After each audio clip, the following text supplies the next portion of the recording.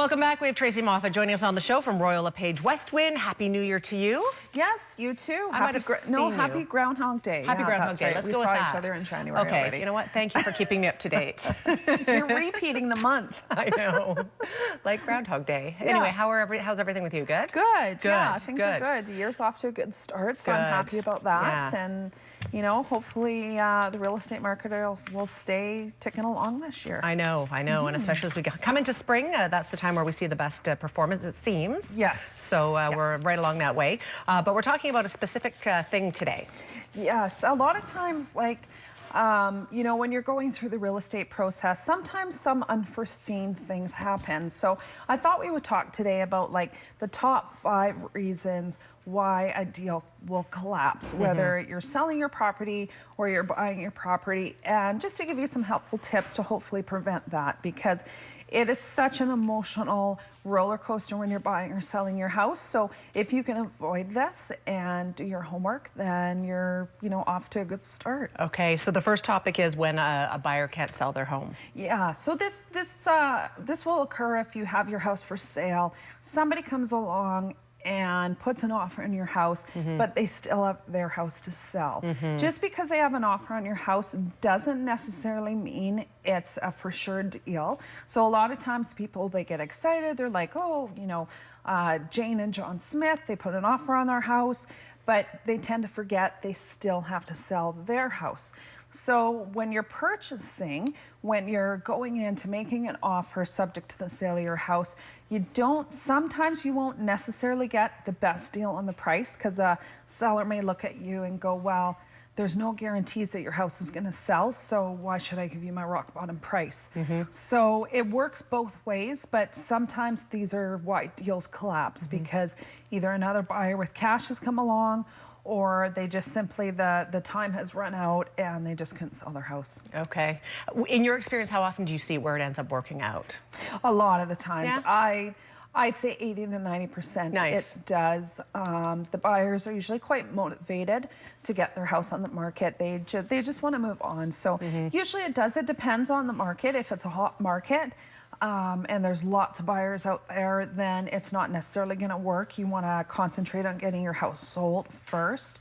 But if the market is a little slower, it can definitely work in your favor. Okay. Next issue, inspection issues, and that's big too.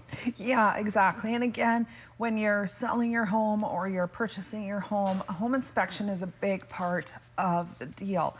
So when you're a buyer, you know, doing these inspections, some of the red flags that come up that could like kill a deal is mold. I think we see a little bit of it there.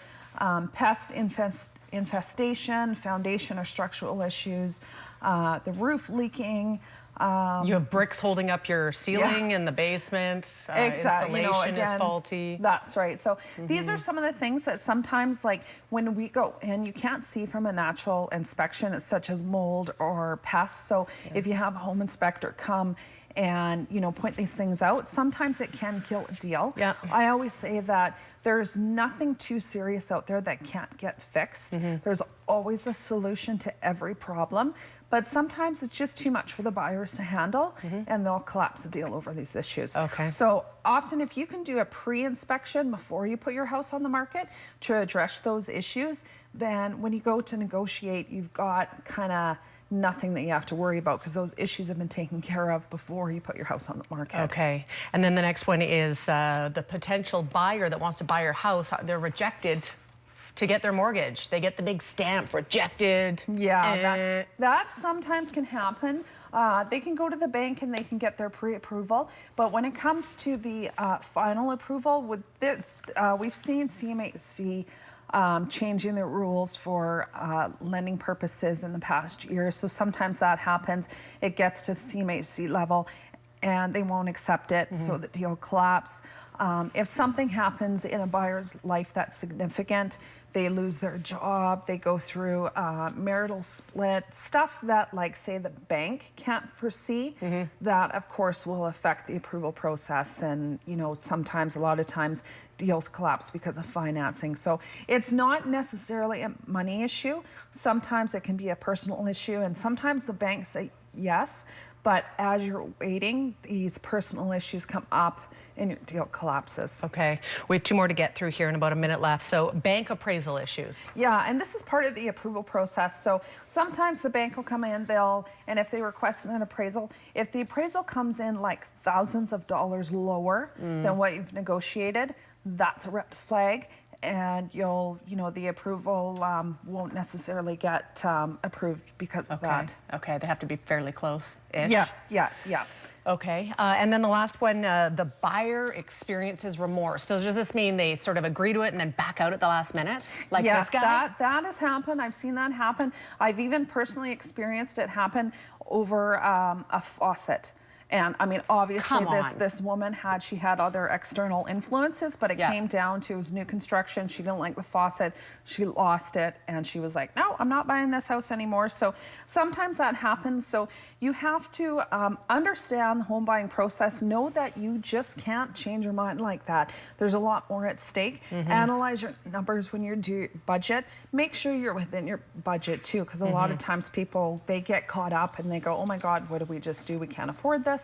So know the process. Yes, absolutely. Make sure you know you're making the right decision. A lot of people, I think, get emotionally involved, like you said, and it's the heat of the moment, and you don't want that to come back on you. Yeah, that's right. Tracy Moffett, thank you for being here today. You're welcome. Yes, some great tips today. You're very welcome. TracyMoffett.com, the phone number on the screen as well. If you're looking at getting your house listed for spring, now's the time. Get things started.